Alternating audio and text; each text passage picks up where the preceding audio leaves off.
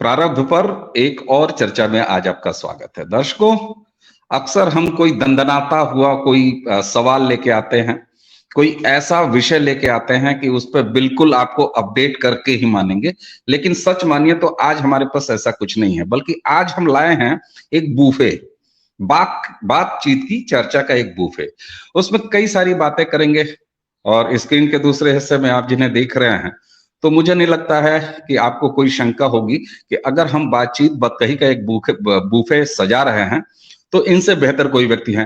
आइए अपने खोजी पहलवान बाबा रामदास जी का स्वागत कर लेते हैं। बाबा जी, जय हो। जय राम जी की। सभी बाबा जी दर्शकों को प्रणाम।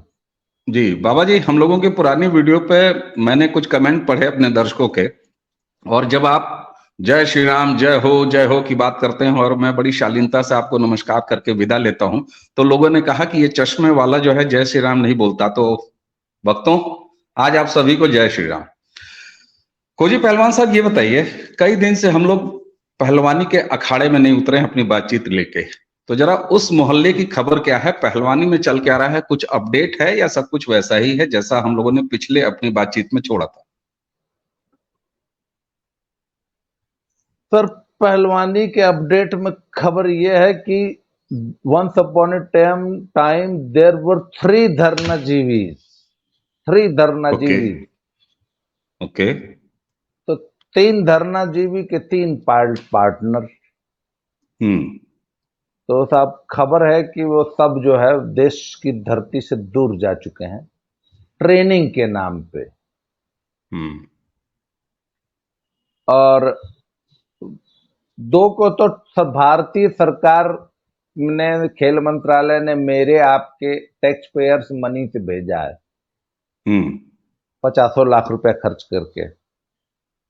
एक जुगल जोड़ी जो थी उसका पता नहीं चल रहा था, तो कल खबर मिली है।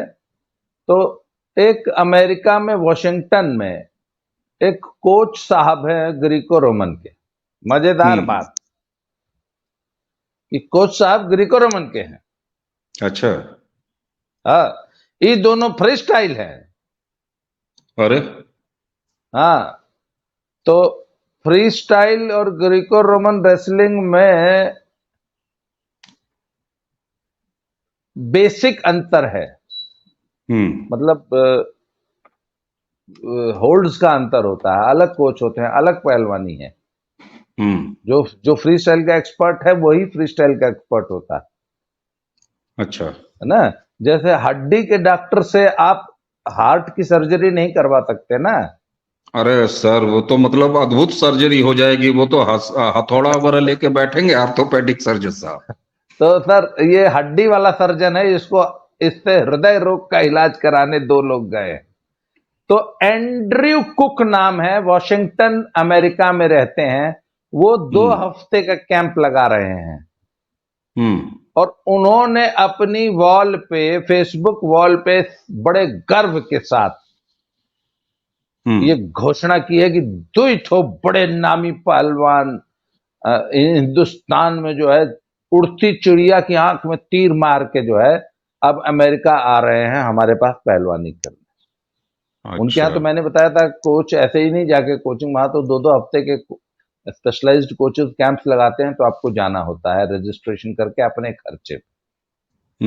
तो ये दोनों 2 हफ्ते के लिए अमेरिका चले गए हैं। पहलवानी क्या कर रहे होंगे ये भगवान जानता है, क्योंकि भैया वही बात है ना कि मान लीजिए अब आपको रोटी खानी है तो आपने जल्दी से चूल्हा जला के तवा चढ़ा दिया।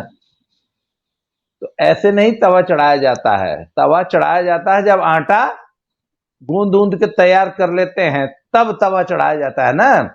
पर यहाँ तो अभी गेहूं, हाँ, कई बार तो 2-3 रोटी बेल कर रख लिया जाता है। कुछ ऐसी कुशल गृहिणियां होती हैं जो 4-5 रोटी जो है गोल गोल बेल के रख लेती हैं, और उसके बाद फटाक से तवा चढ़ाया और धड़ाक धड़ाक भड़ाक भड़ाक, उसके बाद डाइनिंग टेबल पे हड़ाक, ऐसा होता है।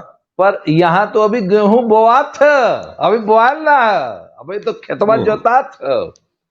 तो अभी गेहूं बोआएगा, जब 4 महीना बाद कटेगा, तब पिसाएगा, तब न रोटी बनेगी।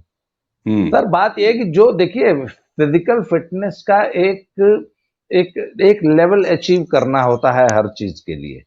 तो जब आपने 4 महीने से पहलवानी नहीं की है तो आप हैं टोटली फिजिकली अनफिट है, या आपका फिटनेस लेवल जो है वो न करने की वजह से 60-65% पे चला जाता है।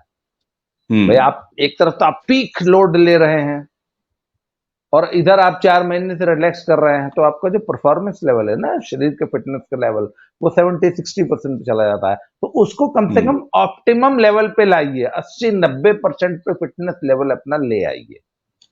उसके बाद स्पेशलाइज्ड कोचिंग के लिए आप अमेरिका जाते हैं, है ना, तब तो बात समझ में आती है। तो अभी वो जो बेसिक फिटनेस है वो इंडिया में ही करने की जरूरत है, ठीक। पर ये दोनों अमेरिका चले गए हैं। तो सर इस वक्त भारत छोड़ के अमेरिका चले जाना, उसका जो मूल पीछे का उद्देश्य है ना, वो संदिग्ध लग रहा है कि ये हिंदुस्तान की धरती से दूर चले गए हैं, ये पहलवानी वहलवानी करने कुछ नहीं गए, ये हिंदुस्तान छोड़ के चले गए हैं। मैं पहले दिन से ये कह रहा हूं। अच्छा, बाकी दो ठौरा जो हैं वो भी गए तो हैं टॉप के खर्चे पे तैयारी करने, परंतु जैसा कि मैंने पार्टनर ही गलत ले गए हैं। 53 किलो की लड़की का पार्टनर भी 55 किलो या 50 से 55 किलो के बीच का ही होना चाहिए। 65 किलो की वो भी अनफिट, आप अनफिट, आपका पार्टनर अनफिट। सबसे बड़ी विडंबना ये है ना। वैसे सर सुनने में ठीक लग रहा है कि आप अनफिट और आपका पार्टनर अनफिट, तो अनफिट अनफिट जोड़ी बराबर बैठी ना सर। गलत कह दिया मैंने कुछ। और निगाहें हैं और world championship, Asian game. Sir आज का एशियन गेम्स का जो स्टैंडर्ड है ना, वो बहुत अच्छा है, क्योंकि देखिए रशियन ब्लॉक से जितने भी कंट्रीज टूटे वो सब एशिया में मिला दिए गए। तो रशियन ब्लॉक के जितने भी कंट्रीज थे ना, वो उनका रेसलिंग का स्टैंडर्ड बहुत हाई है इस वजह से, और एशिया का वैसे ही स्टैंडर्ड बहुत हाई था। एशियन गेम्स का स्टैंडर्ड एशियन गेम्स बहुत अच्छा टूर्नामेंट माना जाता है। मतलब जो एशियन गेम्स का फर्स्ट सेकंड थर्ड फोर्थ वाले जो 4 मेडलिस्ट होते हैं ना, वो ओलंपिक और विश्व चैंपियनशिप में पदक के दावेदार होते हैं। इतना अच्छा स्टैंडर्ड है एशियन गेम्स का। तैयारी है आपकी एशियन गेम्स की, और आप स्पैरिंग पार्टनर खुद अनफिट, स्पैरिंग पार्टनर अनफिट, वो भी 65 किलो का। यही हाल बजरंग पूनिया है, खुद 65 किलो के पहलवान, पार्टनर ले गए 80 किलो के पहलवान को। खैर, तो ये कहने का मतलब these are non serious players, इनका पहलवानी पे फोकस नहीं है। अब दूसरी बात, इनको, अरे भैया आपको जो हम घी खिला रहे हैं इसलिए ना कि आप बड़े टूर्नामेंट में मेडल लाएंगे। अब बड़े टूर्नामेंट सामने 2 हैं, एशियन गेम्स है, वर्ल्ड चैंपियनशिप है। वर्ल्ड चैंपियनशिप से ओलंपिक के लिए क्वालिफाई करने का रास्ता खुलेगा। ओलंपिक के जो वर्ल्ड चैंपियनशिप के जो मेडलिस्ट होंगे वो ओलंपिक के लिए क्वालिफाई करेंगे। तो 15 जुलाई को एशियन गेम्स की जो ऑर्गेनाइजिंग कमेटी है उसने सभी खिलाड़ियों की लिस्ट मांगी कि भैया आपके देश से कौन पार्टिसिपेट करने आ रहा है, तो आपको अपनी एक वो भेजनी होती है। तो हमारे यहाँ अब तक वो ट्रायल ही नहीं हो पाए हैं। ट्रायल इसलिए नहीं हो पाए क्योंकि 3 लोग अनफिट हैं। इन 3 लोग को अकोमोडेट करने के लिए वो बोल रहे हैं कि चूंकि हमारे 3 पहलवान धरना दे रहे थे इसलिए पहलवानी चूंकि नहीं कर पाए हैं, इसलिए उनको पहलवानी का मौका दिया जाए, इसलिए आप अपने पूरे एशियन गेम्स का शेड्यूल बिगाड़ दीजिए। अच्छा, ये तो वो बात हो गई, सुनने में बड़ा अच्छा लग रहा है सर। क्योंकि हमारा लड़का मुखर्जी नगर में जब यूपीएससी की तैयारी करने गया था तो 2-3 महीना पार्टी करता रहा, दोस्तों के साथ तैयारी करता रहा, इसलिए पढ़ नहीं पाया। इसलिए आपसे निवेदन है कि जरा एग्जाम तो नहीं 20 दिन घुसका दीजिए, हमारा लड़का पढ़ लेगा थोड़ा सा। ये तो वो बात हो गई ना। हाँ सही बात है। वो लिखा जाता था ना, सेवा में श्रीमान यूपीएससी महोदय, है ना, सविनय हाँ, हाँ। निवेदन है कि प्रार्थी जो है इधर उधर मगजमारी करता रहा, इसलिए पढ़ ओढ़ नहीं पाया है ना, तो हाँ, तनी एग्जाम हाँ, खसका दीजिए, इस टाइप का हो गया ना। हाँ, नीचे आपका हाँ। आज्ञाकारी फलाने फलाने। तो वो कहता है कि तो भैया अकेले तुम ही नहीं हो ना, 50-55 कंट्रीज और भी तो हैं, हम्म। उन सबको घसकाना पड़ जाएगा। इसी तरह सबका अगर हम इस प्रकार की प्ली एंटरटेन करने लगे, तो उन्होंने अब तक जवाब नहीं दिया है। तो आज ही हाँ। अखबारों में छपा है कि अभी तक अनिश्चित है, और विश्वस्त सूत्रों से पता चला है कि जो एडहॉक कमेटी ने जो मेल भेजी थी, उसका अभी तक एशियन गेम्स ऑर्गेनाइजिंग कमेटी ने जवाब नहीं दिया है, जी। और they are just sitting on the matter. उन्होंने कहा कि यदि वो हमारा कंसिडर कर भी लेते हैं, तो भी मुश्किल से एक आध हफ्ता की वो रिलैक्सेशन दे सकते हैं हमको स्पेशल केस में, अच्छा। पर एक आध हफ्ता की, बहुत हम्म। करेंगे 10 दिन दे देंगे। वैसे जिसकी हम्म। भी संभावना नगण्य है। तो सर कहने का यह मतलब है कि होना जाना कुछ नहीं, ट्रायल इन्होंने देनी नहीं है, क्योंकि ये तो गए हम्म। किर्गिस्तान 1 महीने का कैंप लगाने। ट्रायल तो अगले हफ्ते हो जाएगी अगर सही शेड्यूल से हुई, नहीं तो 10 दिन बाद हो जाएगी, 15 दिन बाद हो जाएगी। ये सब गए कैंप, कोचिंग कैंप लगाने किर्गिस्तान, हाइस्तान, हाउस्तान। बीच में फिर वो उधर बुडापेस्ट हाँ, भी जाएंगे, बुडापेस्ट है। हाँ, 13 से 16 जुलाई जो है वो बुडापेस्ट में जो है वर्ल्ड रैंकिंग सीरीज टूर्नामेंट है, वो हम्म। खेलेगी। इधर 13 ही से 16 जुलाई के बीच जो है ये ट्रायल्स हो जाएंगे। मेरे को ऐसा हम्म। अंदाजा है 13 से पहले ही हो जाएंगे अगर हुए तो। अगर बहुत खिसके तो एक हफ्ता खिसक जाएंगे, 20-25 जुलाई को हो जाएंगे। हम्म। खैर, सब ये तो है इन पहलवानों की कहानी। इधर एडहॉक कमेटी में ज्ञान सिंह जी बहुत नाराज हैं। एडहॉक कमेटी ओरिजिनल 3 लोगों की बनाई गई थी, जिसमें एक हम्म। थे बाजवा साहब, भूपेंद्र सिंह बाजवा, वो वुशु हम्म। के प्रेसिडेंट हैं। उनके साथ सीमा शुरूर हैं, वो शायद तीरंदाजी की या ऐसे शूटिंग की या हम्म। तीरंदाजी, शूटिंग की शायद कोच है, हम्म। नेशनल कोच है, कोचिंग देती हैं। और उनके हम्म। साथ एक रिटायर्ड जज, ये 3 लोग लगाए थे कि आप लोग 3 लोग मिलके WFI की एक्टिविटीज को चलाइए। अच्छा। ठीक। अब WFI की एक्टिविटीज को चलाने का क्या मतलब है? मान लीजिए आपके घर 150 लोगों की बारात आने वाली है, तो भैया आपको तो बारात की व्यवस्था करनी है। तो बारात में हलवाई आपका जो है वो किसी कारण से गड़बड़ा गया काम, तो आपने 3 लोगों को लगा दिया कि चलो हम्म। तुम लोग चाय के साथ टोस्ट ही खिलाओ, बिस्कुटें खिलाओ, नहीं खाना तो हम्म। बारात को चाय तो मिलेगी। हम्म। हम्म। तो कहां तो बारात को खाना खिलाना था, कहां अब चाय, अब जो है चाय के साथ टोस्ट खिलाने की व्यवस्था की है एडॉक कमेटी ने। अच्छा। उसमें क्या किया कि इन धरना जीवियों ने ये 2 सलाहकार कोच घुसेड़ दिए।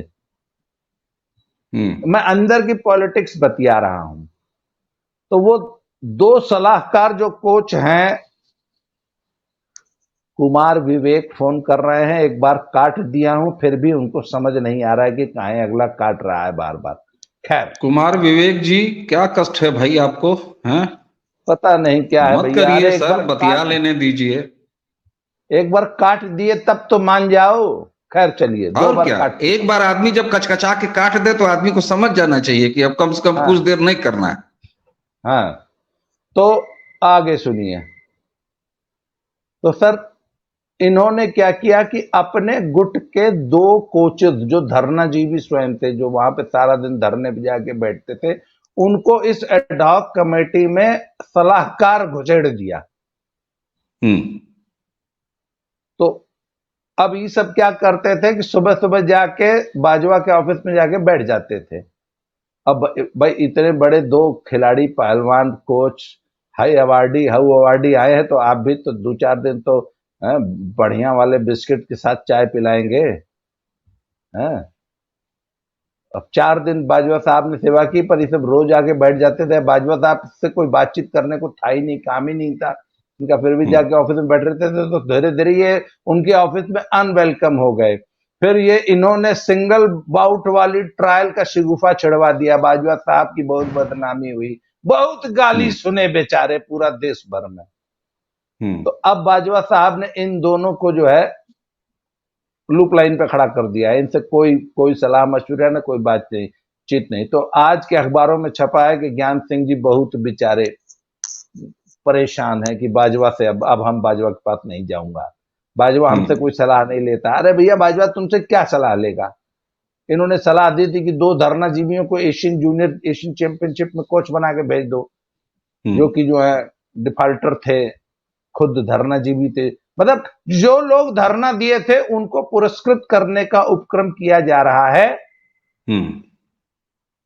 ज्ञान शेरावत और अशोक गर्ग की तरफ से।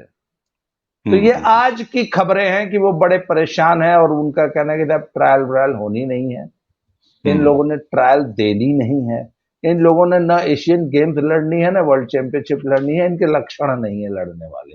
अगर इनको लड़नी होती तो यहाँ देश में रह के ट्रायल देते। सिंगल बाउट ट्रायल नहीं होनी है, ये भूल जाइए अब आप लोग।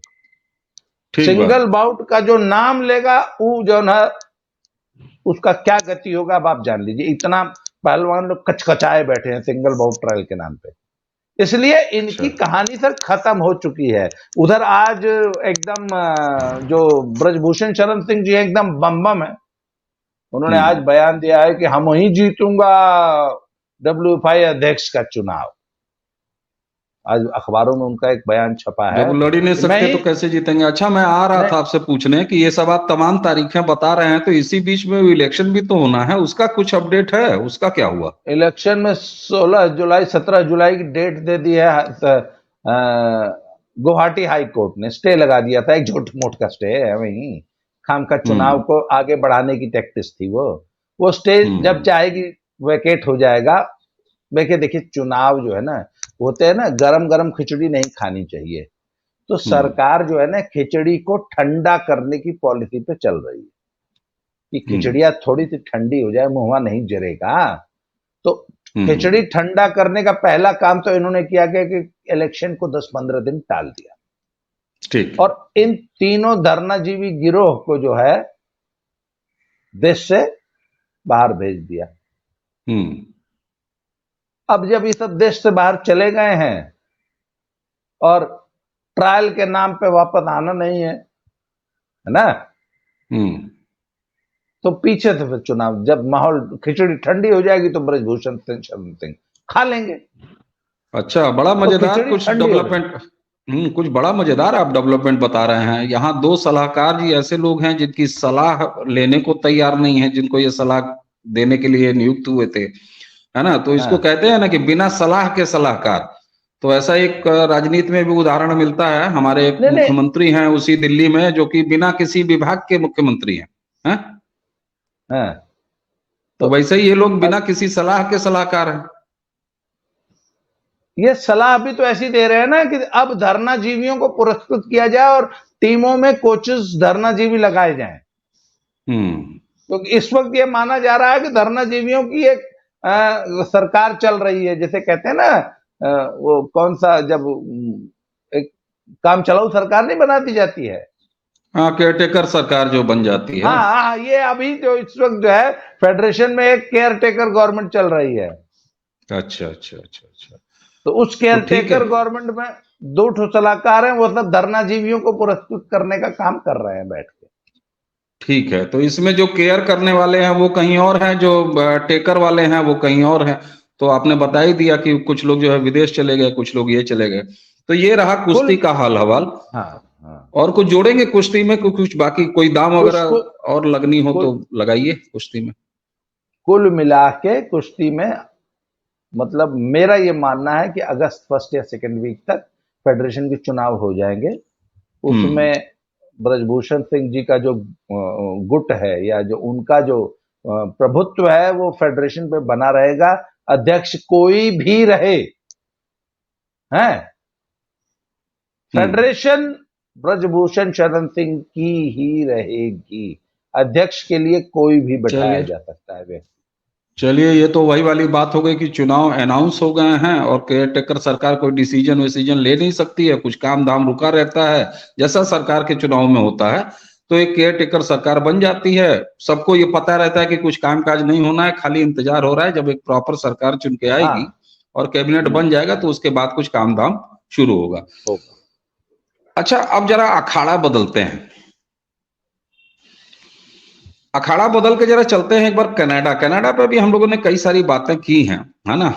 पंजाब से कनाडा जाने और प्रवास और माइग्रेशन, ये वाली बात आज नहीं करेंगे। कनाडा से एक बार फिर कुछ खबरें आ रही हैं।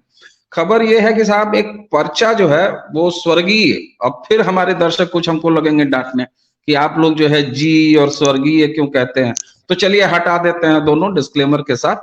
ये निज्जर साहब की हत्या, जो निज्जर जी मर गए थे वहां कनाडा में गैंगवार में, तो उनकी हत्या का आरोप इन लोगों ने बाकायदे पर्चा छाप के 2 भारतीय दूतावास के अधिकारियों पर लगा दिया है।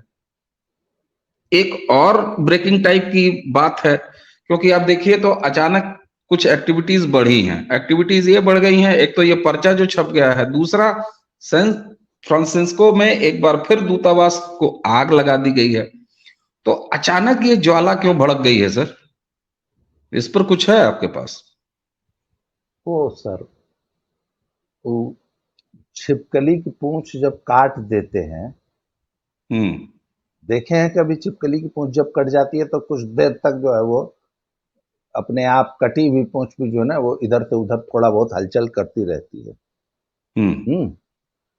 तो सर, बात यह है कि ये कटी हुई छिपकली की पूंछ है, ये हम्म। थोड़ी बहुत हलचल दिखा रही है। पर हम्म। सर, बात यह है कि इसका हिंदुस्तान की इंटरनल उस पर कोई असर नहीं है। जब से भारत सरकार ने भाई, या भारत सरकार के कहने पर, डांटने पर, जब से पंजाब सरकार ने अमृतपाल को पकड़ के जो है उधर भेजा है, डिब्रूगढ़, तब उधर से चलेंगे। अभी जरा कनाडा पे अपडेट दे दीजिए, उसके बाद चलेंगे। तब अभी से उधर अच्छा, डिब्रूगढ़ भी जब चलेंगे। तो जब ये 30-35 दिन तक फरारी काट रहे थे, तब हम्म। और इनके सभी पूरे नेटवर्क पे क्रैकडाउन जब चल रहा था पंजाब में, इंडिया में, तो इंडिया में तो कोई खौरावा कुकुर भी जो है सड़क पे इनके समर्थन में नहीं आया, हम्म। या किसी ने रोष प्रकट नहीं किया कि हाय हमारे वीर जी को क्यों खोजा जा रहा है। हम्म। वीर जी के साथ चूहा और बिल्ली वाला खेल क्यों खेल रहे हो तुम लोग। तो यहां हम्म। कुछ नहीं हो रहा था हम्म। ग्राउंड पे।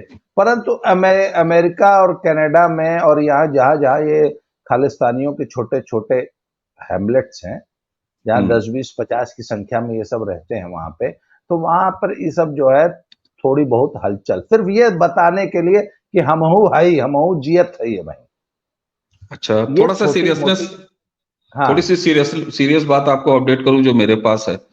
अब जो यूएस में दूतावास जो जलाया है, तो जलाने के बाद वहां भी एक पर्चा लगाया है, उस पर्चे पर लिखा था हिंसा का नतीजा हिंसा।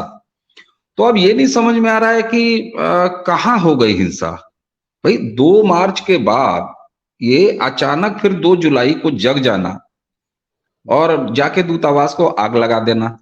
तो यूएस में विशेष तौर पे, अब हम जरा कनाडा से यूएस आ गए हैं, उसी के साथ एक और खबर चल रही है। अब ये कितनी सही है कितनी नहीं सही है कि अमेरिका के एक हाईवे पे एक एक्सीडेंट हुआ है, 4 कारें आपस में टकरा,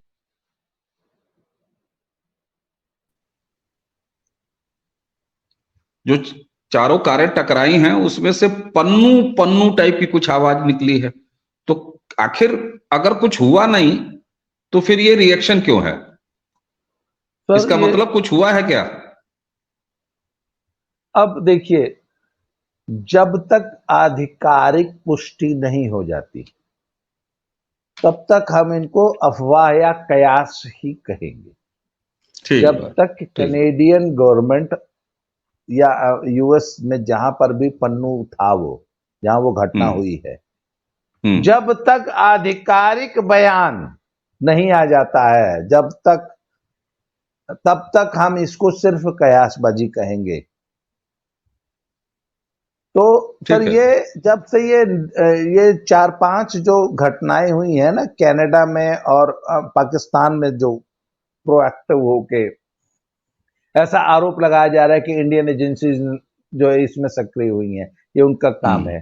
तो उसकी प्रतिक्रिया में ये कनाडा और विदेशों में बैठे हुए जो ये गुर्गे हैं इनके, इनको भैया असल में ना इनका सर असली धंधा है फंडरेजिंग। आप समझिए, ये सब जब वहां बैठ के खालिस्तान बनाते हैं, तो जो यहाँ पंजाब में जो लोग बैठे हैं ना, वो कहते हैं कि अगर खालिस्तान बनाना है तो कनाडा में बैठ के नहीं बनेगा, इंडिया आओ और इंडिया में अपने लड़के के साथ आओ, है ना। और जो तलवारबाजी करनी है तुम्हारा लड़का करेगा, मेरा लड़का नहीं करेगा।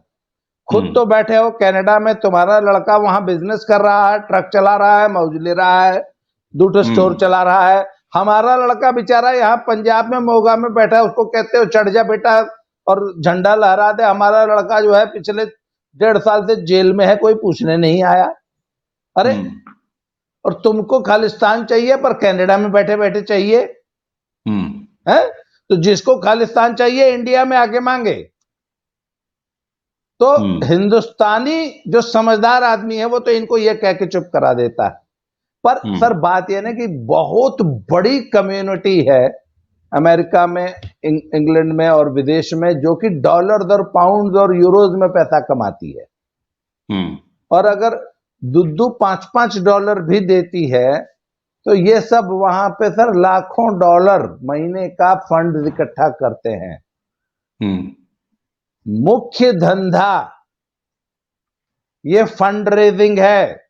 और इन सब ने वहां पे अपने अपने गुरुद्वारे बना रखे हैं।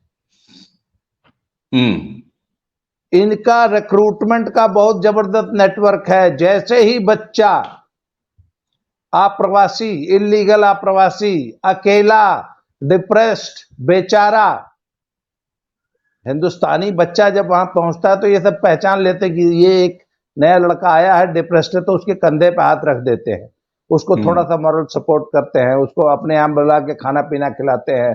उसको लगता है कि नहीं चलो मेरे पे कोई पूछने वाला है, फिर उसका रेडिकलाइजेशन कर देते हैं। तो वो उनका वहां पे ग्राउंड वर्कर तैयार हो जाता है ना। और फिर वो सब वहां पे काम करने वाले लोगों से फंड रेजिंग करते हैं। और ये सिर्फ और सिर्फ इनका फंड रेजिंग का एक बिजनेस है।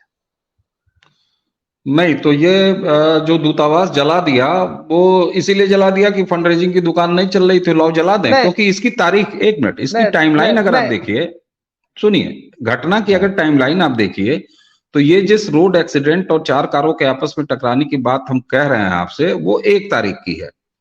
और उसके ठीक अगले दिन यानी 2 तारीख को ये दूतावास जला दिया जाता है।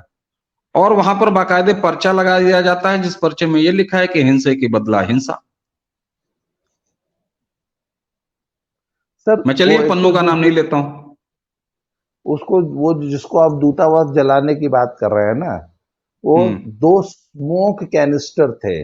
जैसे बियर का वो कैन नहीं होता सर, पेप्सी वगैरह का छोटा सा एक कैन आता है, वैसे ही स्मोक का कैन होता है। वो स्मोक का कैन, उसका वो ट्रिगर दबा के फेंक दो तो धुआं हो जाता है।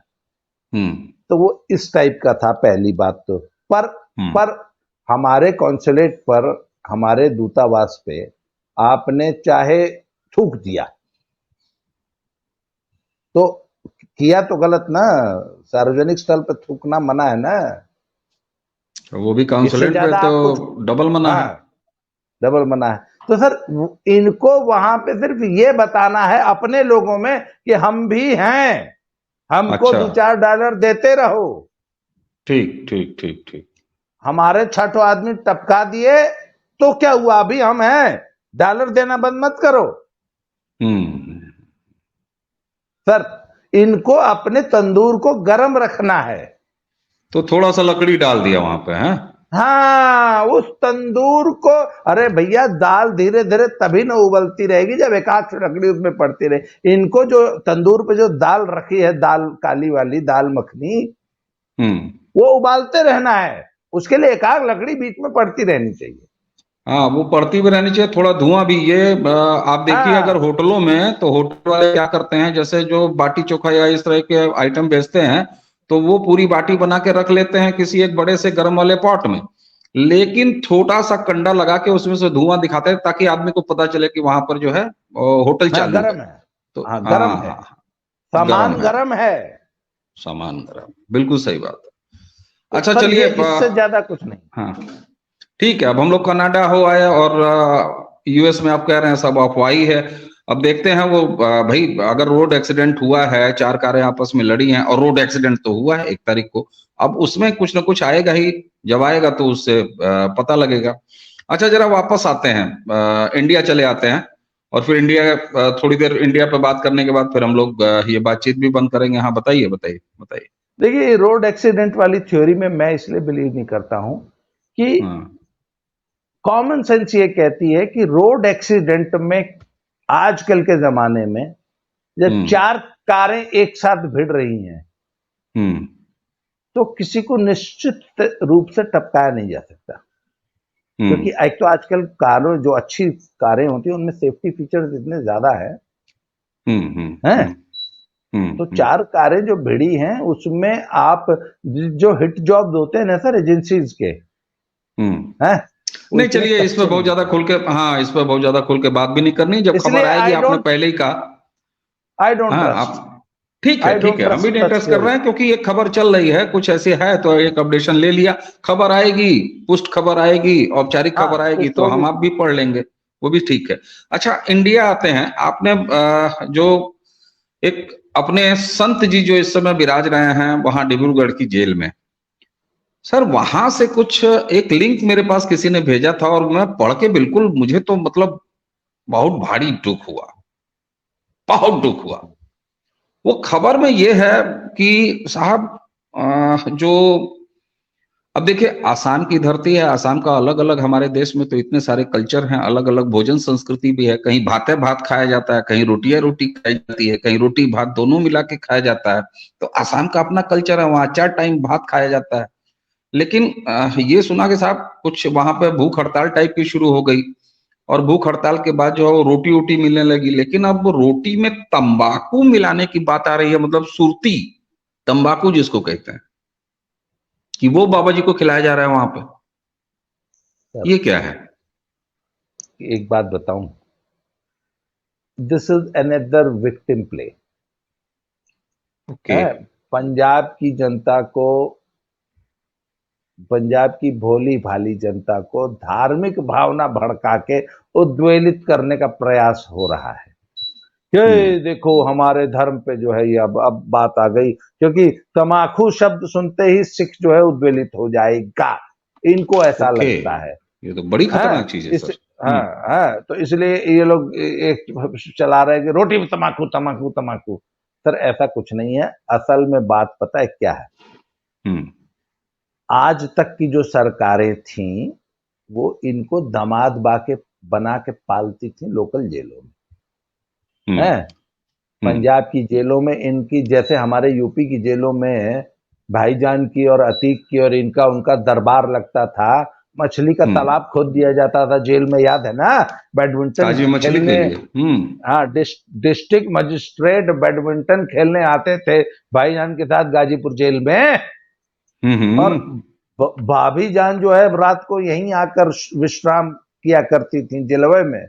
हमको तो अरे, एक लगता जनी है कि तो एकाध, पकड़ा भी गई थी यूपी में, बहुरानी तो हाँ पकड़ाई भी थी। हाँ एक जब लोग कहते हैं ना, जब वो जो सब वो कहते हैं ना कि जब भाईजान जेल में थे तो चश्मे चिराग कहाँ से आ गए, है ना। तो सबके साथ वो हम्म। रूल लागू नहीं होता ना। भाईजान जेल में तो क्या हुआ, वहां भाभी जान जेल चली जाती थी रात को, रोज बेडरूम लगता था बाकायदा, ऐसी था वहां दरबार लगता था। बड़की लाल वाली टेंट हाउस से सिंहासन वाली कुर्सी पे भाईजान बैठ के दरबार लगाते थे। तो सेम यही दरबार सर यहाँ लगता था पंजाब में हम्म। इन हम्म। लोगों का। तो सर भारत सरकार ने क्या किया कि नहीं यहाँ नहीं रहेगा, डिब्रूगढ़ जाएगा। तो सर बात ये नहीं, दरबार लगाने के लिए भी तो दरबारी चाहिए होते हैं ना। यहाँ तो बाबा जी कह के 100 जो जेल के इनमेट्स हैं वही जो है लाइन में लगे थे। वहां कहां से लाएंगे? वहां तो पूरी जेल में कोई एक आध ठो होगा पंजाबी, बाकी तो असमिया होंगे ना साहब, जो उनका लैंग्वेज बैरियर भी होगा। तो वहां पे इनका दरबार लगाने वाला कोई नहीं है। रोज मुलाकाती 150 तो रोज मुलाकाती आते थे। पैरेलल गवर्नमेंट चलती है सर जेलों में इन लोगों की यहाँ पंजाब में। तो सर ऐसा कुछ नहीं है। अब एनआईए ने एक नई भसड़ पैदा कर दी है। एनआईए ने पंजाब और हरियाणा की और नॉर्थ इंडिया की सरकारों को कहा है कि इन गैंगस्टर्स को अंडमान भेजो। अरे वो खबर आपने सुनी है? अंडमान भेजने वाली चर्चा तो हमने सुनी थी, लेकिन अब ये तो अंडमान क्या मतलब, वो सेल्यूलर जेल भेजेंगे इनको? मतलब सेल्यूलर जेल जैसी जेल अंडमान में बनाओ इनके लिए स्पेशली। अच्छा, मतलब इनको इतना आइसोलेट कर दो। आपको मालूम है अंडमान में सिम नहीं, जो आम जो जाता है सैलानी घूमने, तो अंडमान में अलग से सिम लेना पड़ता है। बीएसएनएल का खाली सिम चलता है। आपको ये बात मालूम है? बिल्कुल मालूम है। अंडमान में हमारा हम लोग वाला सिम नहीं चलता है। वहां मालूम स्पेशली है, सिम लेना पड़ता है। जैसे लेह होता लद्दाख में वहां सिम सिम लेना ही है, पड़ता है। लेकिन वो बिल्कुल स्पेशली उसको जो है तैयार किया गया है, वो केवल वहीं पर मान्य होता है, वहीं चलता है, और एक ही कंपनी बीएसएनएल देती है बस, है ना? तो अंडमान में जब आप किसी को, अच्छा डिब्रूगढ़ से के लिए फिर भी अमृतसर से डिब्रूगढ़ एक तो ट्रेन जाती है, मान लो 2-2.5 दिन में पहुंचा देती है, फिर भी आदमी चला जाएगा ना ट्रेन में बैठ के। अंडमान में तो हवाई उसमें शिप की बुकिंग करानी पड़ती है। 20,000 रुपया लग जाता है, तब आदमी पता नहीं 2-2.5 दिन या कितना दिन का शिप की जर्नी करके अंडमान पहुंचता है। पहले जाएगा वो हिंदुस्तान के एक कोने पे, वहां से शिप पकड़ेगा, है ना, तब न अंडमान जाएगा। तो इन सभी गैंगस्टर्स को एनआईए इनको सीधे सीधे गैंगस्टर मानती है। उसने परिभाषित किया है। और हरियाणा और पंजाब के सभी गैंगस्टर्स को अंडमान शिफ्ट करने का प्रपोजल आया है, जिसको कि मुझे पक्का विश्वास है कि सभी राज्य सरकारें सहर्ष मान लेंगी। कि अब आप लोग जाइए जरा अंडमान से रह के अपनी पैरेलल सत्ता चलाइए, देखिए कितनी चलाते हैं। ठीक है, बिल्कुल सही बात। तो सर इनका पंजाब में कोई रिटेलिएशन नहीं है, या किसी को फुर्सत ही नहीं है इस खबर पे चर्चा कर ले। चलिए, पंजाबी बेचारा पहले ही परेशान है क्योंकि लड़का कैसे जाए कनाडा ठीक बात, ठीक बात, स्टूडेंट वीजा पे। ठीक बात। तो कुल मिला के ये है कि कुश्ती का अखाड़ा जो है वहां केयर टेकर एक सरकार चल रही है, अगले चुनाव का इंतजार हो रहा है। बाकी जो है चूंकि वहां पर केयर टेकिंग हो रही है, तो इसलिए जो पहलवान जी लोग हैं वो फॉरेन घूम रहे हैं। धरना अनशन प्रदर्शन अपनी जगह हो गया, वो खत्म हो गया। अब खापें क्या कर रही हैं, बाकी इनके बड़े बुजुर्ग क्या कर रहे हैं, वो देखने वाली बात होगी। वो भी किसी और काम में लगे होंगे, खेती किसानी के काम में लगे होंगे या बाकी काम में लगे होंगे। तो मुझे एक बड़ी मजेदार, सिर्फ 1 मिनट लूंगा।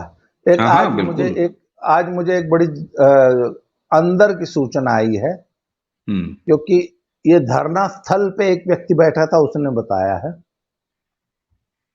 कि जिस दिन एफआईआर दर्ज हो गई थी सुप्रीम कोर्ट के में याचिका दायर करने के बाद, उस दिन पहलवान लोग वहां से उठ जाना चाहते थे, पर खाप लीडर्स ने उठने नहीं दिया था।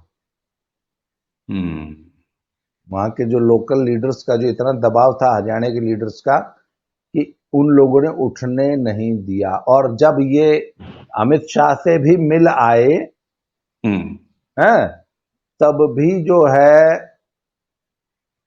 खाप वाले इस बात से नाराज थे कि तुम क्यों गए, हमको साथ लेके क्यों नहीं गए, हमसे ये बात तो सलाह सामने लेकर भी आई क्यों थी। नहीं गए। ये बात तो और सामने आई थी, बकायदे पब्लिक डोमेन में आई थी कि खाप नेताओं ने नाराजगी प्रकट किया था कि तुम जब बिना पूछे मिलने चले गए, बिना पूछे मिलने चले गए, तो इसका मतलब यही था कि हमसे क्यों नहीं पूछा, हमको क्यों नहीं ले गए। और सच ये है कि 28 तारीख वाला संसद घेराव कार्यक्रम पहलवान नहीं करना चाहते थे, उनसे जबरदस्ती करवाया गया। क्योंकि किसान नेता और खाप नेता और कांग्रेस के नेता अपनी राजनीतिक रोटी सेक रहे थे। ये बेचारे तो सिर्फ मुंह